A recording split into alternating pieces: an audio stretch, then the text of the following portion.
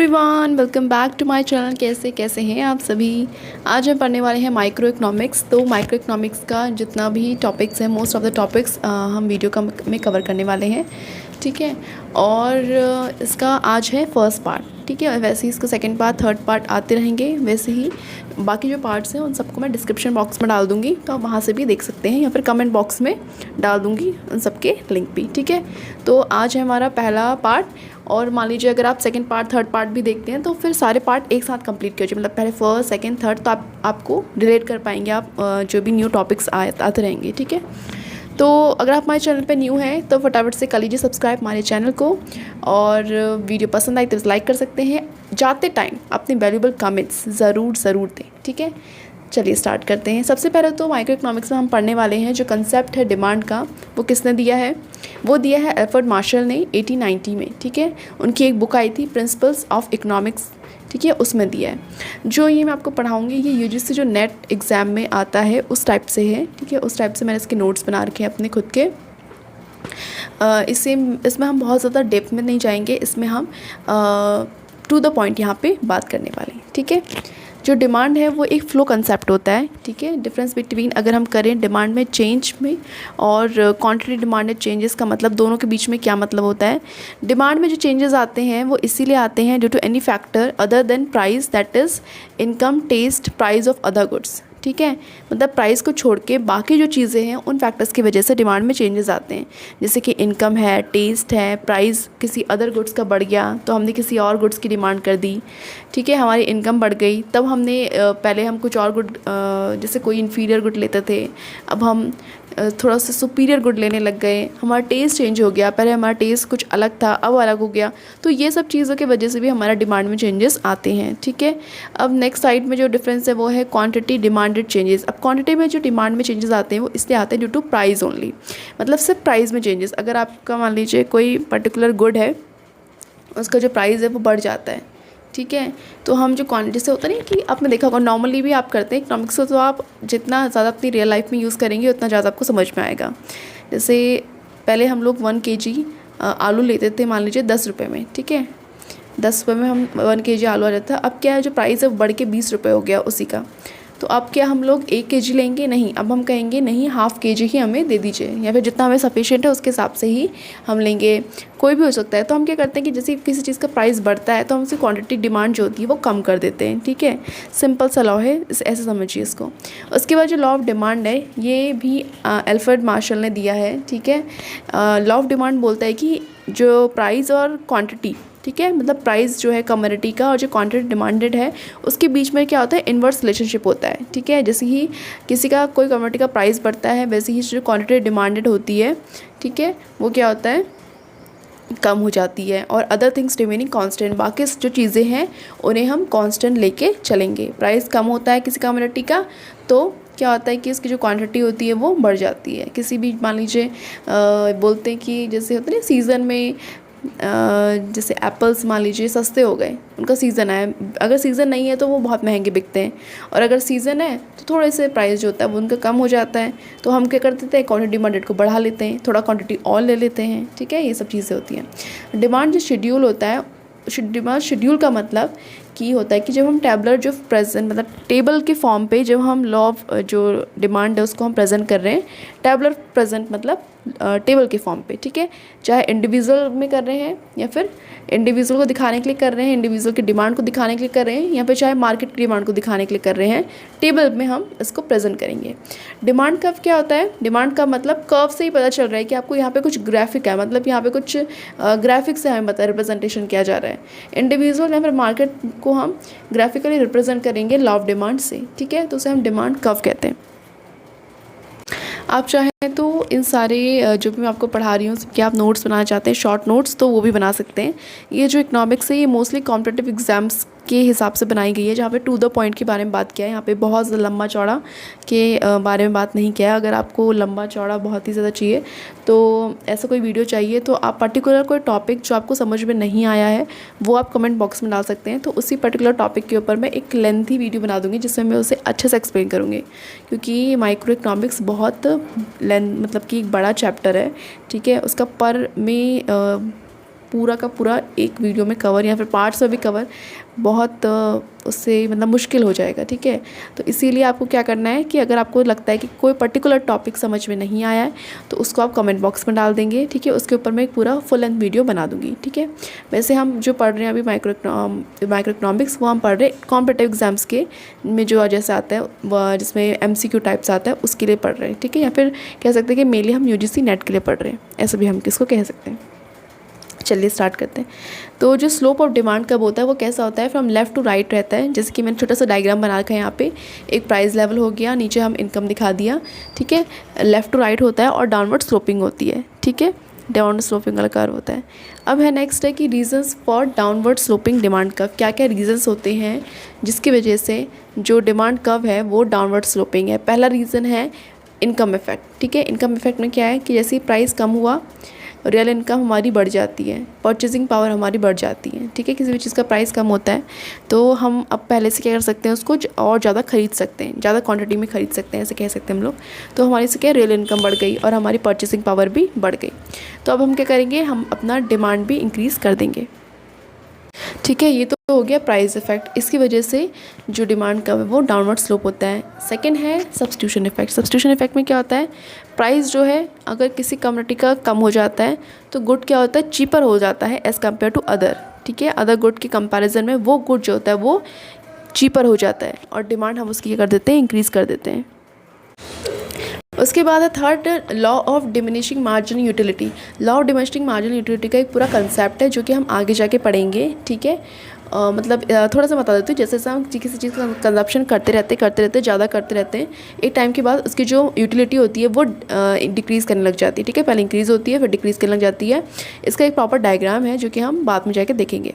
Size of the consumer के size पे भी जो स्लोपिंग डाउनवर्ड स्लोपिंग जो डिमांड कर्व है वो डिपेंड करता है, ठीक है। तो ये 4 थे रीजंस जिसकी वजह से डिमांड कर्व डाउनवर्ड स्लोपिंग होता है, ठीक है। उसके बाद है एक्सेप्शंस। अब लॉ ऑफ डिमांड जो है उसके कुछ एक्सेप्शंस भी होते हैं, उनको भी देख लेते हैं। पहला है वेवलन इफेक्ट। वेवलन इफेक्ट का मतलब होता है कि कंस्पिशियस कंजप्शन। कंस्पिशियस कंजप्शन कौन से होते हैं, जो हम लग्जरी गुड्स का जो कंजप्शन करते हैं, ठीक है। प्रेस्टीजियस वैल्यू जो होती है किसी भी कम्युनिटी की जो कि लिंक होती है उसके प्राइस से, ठीक है। जैसे उसका प्राइस बढ़ेगा वो और ज़्यादा प्रेस्टीज होती है। गोल्ड है, जितना ज़्यादा बढ़ते रहता है इतना ज़्यादा प्रेस्टीज है। गोल्ड है, डायमंड है, ठीक है। और ये सब चीज़ें हैं जो कि एक टाइप का कंजप्शन कॉन्स्पीसीज कंजप्शन है, लग्जरी गुड को दिखाता है। या फिर आईफोन ले लीजिए, मतलब जितने भी महंगे जब भी हम शो ऑफ के लिए थोड़ा बहुत दिखाने के लिए यूज़ करते हैं ना, तो वो सब सारे वेवलन इफेक्ट के अंदर आ जाएंगे, ठीक है। लग्जरी गुड्स ये सब। तो इसमें क्या होता है कि जितना ज़्यादा इनके प्राइस बढ़ते हैं उतना ज़्यादा हमारी डिमांड बढ़ती है। लॉ ऑफ डिमांड में तो हमने पढ़ा था कि प्राइस बढ़ने से क्वांटिटी कम होती है, लेकिन इसमें कुछ उल्टा नहीं हो रहा है, आपको लग रहा है। इसमें तो प्राइस बढ़ने के साथ क्वांटिटी और बढ़ रही है, हो रहा है ना, हम और डिमांड कर रहे हैं उन सब चीज़ों की। तो ये सब चीज़ें। उसके बाद सेकंड है ग्रिफिन इफेक्ट। ग्रिफिन इफेक्ट क्या होता है कि Giffen goods there is positive relationship. इनका जो होता है पॉजिटिव रिलेशनशिप होता है between price and quantity demanded के बीच में। मतलब जितना ज़्यादा प्राइस बढ़ेगा उतना ज़्यादा हम इन ग्रिफिन गुड्स का जो कंजप्शन है, ये डिमांड जो है वो और ज़्यादा बढ़ाएंगे। तो इसका डायग्राम भी देख लीजिए, कैसा डायग्राम है इसका, ठीक है। नेगेटिव स्लोप पे नहीं, पॉजिटिव स्लोप्स का डायग्राम है, ठीक है। उसके बाद है गिवन गुड्स, मतलब एक काइंड ऑफ जैसे कि वीट है, पोटैटो है, राइस है, तो ये सब चीज़ें गिवन गुड्स के अंदर आती हैं। और थर्ड है फ्यूचर प्राइस चेंजेस। जैसे हमें लगता है कि यार फ्यूचर में क्या पता प्राइस में चेंजेस आ जाए, तो हम फटाफट से क्या, जैसे क्या हुआ था, हाँ कोरोना के टाइम पे हमने शायद देखा था कि हमें ऐसा लगा कि क्या पता स्टॉक आए ना, या फिर मार्केट में सब बंद हो जाए, तो हम क्या कर रहे थे, अपने घर में स्टॉक करके रख रहे थे, ठीक है, चीज़ों को बहुत ज़्यादा। मतलब कुछ लोग कर रहे थे, हो सकता है आप नहीं कर रहे हो, लेकिन ऐसा देखा गया था कि बहुत लोग क्या कर रहे थे कि स्टॉक करना स्टार्ट कर दे रहे थे। वैसे स्टॉक करते हैं, यहाँ देखा होगा आपने, बहुत लोग नॉर्मल डेज़ में भी, जैसे आलू है, प्याज है, जैसे जब सस्ता होता है तो उस टाइम क्या करते हैं, स्टॉक करके रख लेते हैं। और क्योंकि ऐसा होता है ना कि अभी आलू प्याज के कभी से एकदम से जो प्राइस होते हैं एकदम से बढ़ जाते हैं, तो हम लोग स्टॉक करके रखने लग जाते हैं। इग्नोरेंस हो सकता है, इमरजेंसी के टाइम पे हो सकता है कि चाहे कितना भी प्राइस हो, इमरजेंसी के टाइम पे होता है कि कितना भी प्राइस हो लेकिन हमें उसकी डिमांड रहती ही रहती है। या चेंज इन फैशन में चेंजेस हो जाए, जो फैशन में अभी आता है, भले ही कितना महंगा हो, भले ही बेकार सा कोई कपड़ा ही क्यों ना हो, लेकिन फिर भी क्या उसकी डिमांड बढ़ती है, क्यों? क्योंकि वो फैशन में है। टेस्ट एंड प्रेफरेंस, अगर हमें कोई चीज़ पसंद है, हमारी प्रेफरेंस है, वो टेस्ट हमें अच्छा लगता है उसका, तो हमें चाहिए, फिर डिमांड है उसकी। फिर है कंस्पिशियस नेसेसिटी है इसके आगे, ठीक है, इसमें थोड़ा सा कट गया है। कंस्पिशियस नेसेसिटी क्या होता है? जो नेसेसिटी वाली चीज़ें होती हैं, क्या होती हैं वो? टीवी है, फ्रिज है, मोबाइल है, इंटरनेट है, ये कंस्पिशियस तो है, मतलब महंगी तो है थोड़ी बहुत, लेकिन ये नेसेसिटी के अंदर आती है। इससे पहले हमने कंस्पिशियस कंजप्शन के बारे में पढ़ा था। कंस्पिशियस कंजप्शन जो होती है वो लग्जरी गुड होती है, लेकिन नेसेसिटी तो भैया जहाँ नेसेसिटी आ गई वहाँ तो हो गया कि ज़रूरी ही है। टीवी आजकल ज़रूरी है, फ्रिज ज़रूरी है, गर्म है, और मोबाइल तो सबको ही ज़रूरी है, ठीक है। तो ये है, ज़्यादा महंगा नहीं तो सस्ता सस्ता ही सही। इंटरनेट भी ज़रूरी है, आज बिना इंटरनेट के चलता नहीं है, तो कुछ लोग इंटरनेट लगाते हैं, कुछ लोग वाईफाई लगाते हैं, तो ये नेसेसिटी के अंदर आ जाता है। मैं थोड़ा आराम से लेके चल रही हूँ, होप आपको इस चीज़ समझ में आ रही होंगी। ये मेरे अपने बनाए हुए नोट्स हैं, थोड़ा सा हो सकता है कि खचर पचर हो सकती है, क्योंकि मैं अब चीज़ों को अपने हिसाब से लिखती हूँ कि मुझे ऐसा लगता है कि अच्छा ये इंपॉर्टेंट है तो उसको साइड पे लिख लिया जाए। होता है ना कि जो अपने नोट्स होते हैं वो खुद को ही समझ में आते हैं, लेकिन कोशिश मैंने यही की कि सामने वाले को भी समझ में आए, और जहाँ पे नहीं आ रहे मैं चीज़ों को एक्सप्लेन कर रही हूँ जितना मैं बेस्ट अपना दे सकती हूँ, ठीक है। तो चलिए अब हम बैंड वैगन इफ़ेक्ट में आ गए। बैंड इफ़ेक्ट कौन सा होता है? इसमें क्या होता है कि हाँ, इसको हम डेमोन्स्ट्रेशन इफ़ेक्ट भी कहते हैं। पहले तो नाम पता होना चाहिए। ऐसा होता है कि इकनॉमिक्स में क्या, कहीं भी मतलब अगर सेम चीज़ है कंसेप्ट एक ही, लेकिन उसका नाम दो अलग अलग है तो हम कंफ्यूज जाते हैं। ये तो हमने पढ़ा ही नहीं है, लेकिन पढ़ा होता है। उसके एक दो नाम और होते हैं छुपे हुए, वो घर के नहीं होते, बाहर के नाम अलग, घर के नाम उसके अलग, लेकिन इंसान तो वो वही है, ठीक है। बैंड वैगन इफेक्ट कौन सा होता है? Individual demand community because other are doing so, ठीक है। एक इंडिविजुअल जो होता है वो किसी कम्युनिटी को डिमांड करता है, ठीक है। क्यों करता है? क्योंकि दूसरे भी डिमांड कर रहे हैं, इसलिए मुझे भी डिमांड करनी है उस चीज़ की। थोड़ा बहुत कॉपी चलती है यहाँ पे कि अच्छा मेरे बगल वाला इस चीज़ की डिमांड कर रहा है तो मुझे भी करनी चाहिए, मेरा बगल वाले के पास कार है तो मेरे पास भी होनी चाहिए, ठीक है। इस टाइप का जो हम देखा देखी करते हैं उसको हम कहते हैं बैंड वैगन इफेक्ट, या फिर डेमोन्स्ट्रेशन इफेक्ट भी हम इसे कह सकते हैं। फिर आता है फोर्थ वन, स्नोब इफेक्ट। ये सब हम क्या पढ़ रहे हैं? अभी एक्सेप्शंस ही पढ़ रहे हैं, ठीक है, लॉ ऑफ डिमांड की, अभी भूलना नहीं है आपको। तो अब फिर आ गया है फोर्थ में स्नोब इफेक्ट। स्नोब इफेक्ट क्या है? रेयर। इसको ना एक कोड वर्ड, जैसे कि कोड वर्ड से आप याद कर लीजिए। बैंड वैगन इफेक्ट को याद कर लीजिए, आपकी कॉपी पेस्ट चल रहा है, मतलब जो भी आपके अगल बगल में आप जो भी देखते हैं उनका कॉपी पेस्ट चल रहा है। स्नोब इफेक्ट से आप याद कर सकते हैं रेयर, मतलब कि इंडिविजुअल डिमांड करता है उन कम्युनिटीज़ की because others are not demanding, क्योंकि दूसरे डिमांड नहीं कर रहे हैं उसकी, because communities have prestigious values. जो कम्युनिटी है उसकी प्रेस्टीजियस वैल्यू है या एक्सक्लूसिव है अदर देन अदर्स, ठीक है। तो ऐसा भी है, जैसे कि होता नहीं कि बहुत कुछ लोगों को कुछ ऐसी चीज़ें एक इंडिविजुअल, जैसे कि मैं हूँ, ठीक है, मैं अपना एक एग्जांपल दे देती हूँ कि मैं हूँ और मुझे कुछ चीज़ ऐसी चीज़ पसंद है या ऐसी चीज़ की डिमांड मैं करती हूँ कि जो बहुत रेयर है, मतलब हर जगह नहीं मिलेगी। सोचते हैं आजकल मैंने देखा है कि कॉइन्स कलेक्ट करने का बहुत शौक चढ़ा है। मैं देख रही थी एक दिन, उसमें क्या है कि जो कॉइन्स है, पुराने जो कॉइन्स हैं उनका वो एक बंडल टाइप का बना के लोगों को दे रहे हैं, ठीक है। पुराने कॉइन्स है 2 रुपये के, 1 रुपये के, इस टाइप से जो बहुत पुराने होते थे, ठीक है, कहीं पे तो इस टाइप का भी दे रहे हैं। तो क्या है कि ऐसे बहुत लोगों को शौक होता है कि कुछ बहुत रियर चीज़ होती है, उनका कलेक्शन, ऐसी चीज़ की वो डिमांड करते हैं, ठीक है। तो उसको हम स्नो इफेक्ट करते हैं, भले ही वो कितना भी ज़्यादा महंगा हो, प्राइस हो उसका ऊपर जा रहा हो, लेकिन इसमें क्या है कि उनको डिमांड उनकी बढ़ते जाती है। ये मैं खाली एक कॉइन का एग्जांपल दिया है, बहुत सारी पेंटिंग्स होती हैं या फिर कुछ इस टाइप का स्टैचू या फिर कुछ भी ऐसा हम कह सकते हैं, ठीक है। तो इस सब की डिमांड पे है फिर, ठीक है। तो ये अभी हमारा कंप्लीट हो गया एक्सेप्शन जो है लॉ ऑफ डिमांड का। अब हम क्या है, ग्रिफिन गुड और जो इन्फीरियर गुड्स होते हैं जिन पे बहुत ज़्यादा कन्फ्यूज़न रहता है उनके बारे में हम बात करने वाले हैं, अच्छे से थोड़ा एक्सप्लेन करेंगे, ठीक है। तो चलिए स्टार्ट करे थे Giffen goods and inferior goods, ठीक है। तो गिफिन गुड्स कौन से गुड्स होते हैं? जहाँ पे प्राइस बढ़ने के साथ हमारी डिमांड भी बढ़ती है। ये एक एक्सेप्शन भी है लॉ ऑफ डिमांड का। इसमें क्या होता है, प्राइस बढ़ने के साथ डिमांड जो होती है वो गोज़ अप, ठीक है।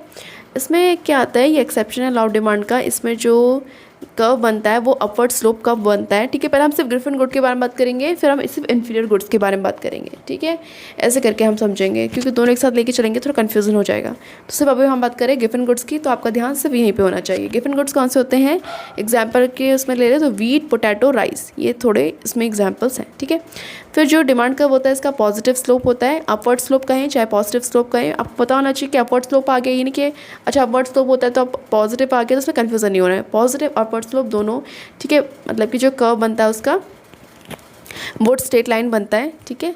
तो मैंने आपको उससे पहले दिखाया था छोटा सा, तो वो वैसे बनता है, ठीक है, और पॉजिटिव होता है। उसके बाद इसमें जो प्राइस इफेक्ट होता है वो क्या होता है, पॉजिटिव होता है। प्राइस इफेक्ट क्या, पॉजिटिव। प्राइस इफेक्ट पॉजिटिव मतलब प्राइस बढ़ने के साथ डिमांड बढ़ रही है, ठीक है, प्राइस बढ़ने के साथ डिमांड बढ़ रही है। इनकम इफेक्ट क्या होता है, नेगेटिव। इनकम इफेक्ट नेगेटिव होता है, इनकम बढ़ने के साथ डिमांड क्या हो रही है, कम हो जाएगी, ठीक है, गिवन गुड्स की। इसमें लिखा है कि ऑल गिवन आर इन्फीरियर, ठीक है, जितने भी गिवन गुड्स होते हैं वो सारे इन्फीरियर होते हैं, लेकिन सारे इन्फीरियर गुड्स गिवन नहीं होते हैं, ठीक है। ये बहुत ज़्यादा इंपॉर्टेंट है, ये एग्जाम्स में भी आया है बहुत बार। क्लोज सब्स्टिट्यूट गिवन गुड्स का कोई क्लोज सब्स्टिट्यूट नहीं होता है। मतलब अगर आपको वीट खाना है, ठीक है, तो आपको वीट ही चाहिए। वीट का क्या क्लोज सब्स्टिट्यूट निकालोगे, पोटैटो है, पोटैटो के साथ सब्जी में पोटैटो हम डालते हैं, ठीक है। हर सब्जी में एक ना एक पोटैटो, 2 पोटैटो हम काटते हैं, तो अब उसका आप क्या सब्स्टिट्यूट लेके आओगे, ठीक है। तो उसके कोई क्लोज सब्स्टिट्यूट नहीं होते हैं। तो ये अब इन्फीरियर गुड्स में आ जाते हैं। इन्फीरियर गुड्स मतलब प्राइस बढ़ा लेकिन डिमांड फॉल हो गई, ठीक है। इन्फीरियर गुड्स मतलब होते हैं, मान लीजिए नॉर्मल गुड्स होते हैं जो ठीक ठाक है, हम नॉर्मल लाइफ में यूज़ करते हैं। इन्फीरियर गुड्स उससे थोड़ा नीचे होते हैं, ठीक है। कह सकते हैं, क्या कहें इसको हम, थोड़ा सा मतलब उसकी जो क्वालिटी हो सकती है उन गुड्स की थोड़ा सा लो होती है, हम ऐसे कह सकते हैं इन्फीरियर गुड्स को, ठीक है। तो जो प्राइस बढ़ने के साथ जो डिमांड होती है इसमें फॉल हो जाती है, और वे डाउनवर्ड स्लोप होते हैं। कैसे होते हैं, डाउनवर्ड स्लोप होते हैं। जिनका डिमांड कब बढ़ता है वो नेगेटिवली स्लोप डिमांड कब बनता है, इन्फीरियर गुड्स का। प्राइस इफेक्ट क्या है, नेगेटिव है। प्राइस इफेक्ट नेगेटिव का मतलब हुआ कि प्राइस बढ़ने के साथ जो डिमांड होती है वो क्या होती है, कम हो जाती है, ठीक है। और इनकम इफेक्ट भी नेगेटिव होता है। इनकम इफेक्ट नेगेटिव मतलब होता है कि इनकम बढ़ने के साथ, जैसे हमारी इनकम बढ़ गई, मान लीजिए हमारी इनकम बढ़ गई, अच्छी खासी हमारी इनकम हो गई, तो हम क्या फिर इन्फीरियर गुड्स जो मतलब थोड़े से लो क्वालिटी के गुड्स हैं उनकी डिमांड करेंगे, नहीं भाई, सही अच्छी बात है कि हम क्या करेंगे, अच्छे गुड्स की डिमांड करेंगे। पहले थोड़े कम क्वालिटी का यूज़ करते तो हम अच्छी क्वालिटी का यूज़ करेंगे, ठीक है। अच्छी क्वालिटी का कोई खाना खाएंगे या अच्छा रेस्टोरेंट में जाएंगे, कुछ भी हो सकता है। मतलब इनकम बढ़ने के साथ जो जो कर सकते हो आप वो सोच लीजिए आप, ठीक है। अब है कि डिटर्मिनेंट ऑफ डिमांड। अब डिटर्मिनेंट जो होता है डिमांड का, येस है, ठीक है। उसके बाद है नॉर्मल गुड्स। अब हम बात करते हैं नॉर्मल गुड्स में। नॉर्मल गुड्स में जो प्राइस इफेक्ट होता है वो नेगेटिव होता है। मतलब प्राइस बढ़ने के साथ हम डिमांड क्या कर देते हैं, कम कर देते हैं, ठीक है। जैसे प्राइस बढ़ा हमने उस चीज़ की डिमांड कम कर दी।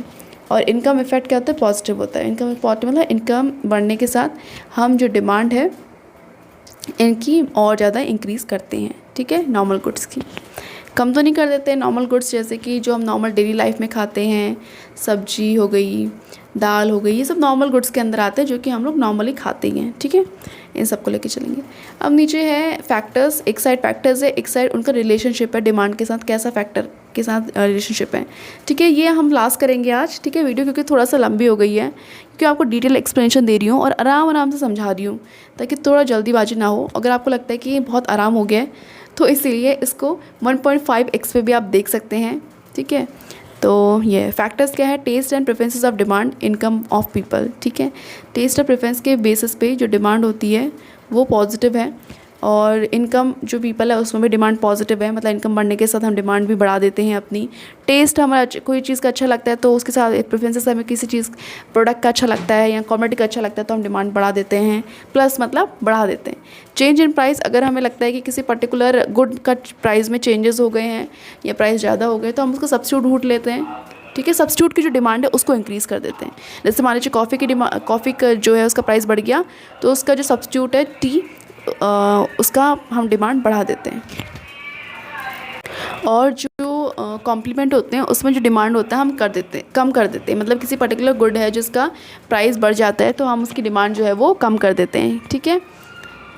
उसके जो रिलेटिव गुड्स हैं उनकी डिमांड भी कम कर देते हैं। जैसे कार और पेट्रोल हो गया, तो कार की अगर मान लीजिए प्राइस बढ़ गया तो हम पेट्रोल की डिमांड भी कम कर देंगे, ठीक है। फिर उसके बाद ये फिर पेट्रोल का अगर प्राइस बढ़ गया तो हम क्या करेंगे, हमको लगा कि नहीं यार पेट्रोल तो बहुत महंगा है, अब कार की डिमांड भी हम कम करना स्टार्ट कर देंगे, ऐसे भी कह सकते हैं आप लोग। एडवर्टाइजिंग, जैसे जैसे हम एडवर्टीज़मेंट देखते हैं, ठीक है, टीवी में देखते हैं नहीं आप लोग, एडवर्टीज़मेंट देखते हैं तो हाँ ये प्रोडक्ट तो बढ़िया लग रहा है, इसको हम लेंगे, तो इसकी डिमांड बढ़ जाती है। जितना ज़्यादा एडवर्टीज़मेंट उतना ज़्यादा डिमांड।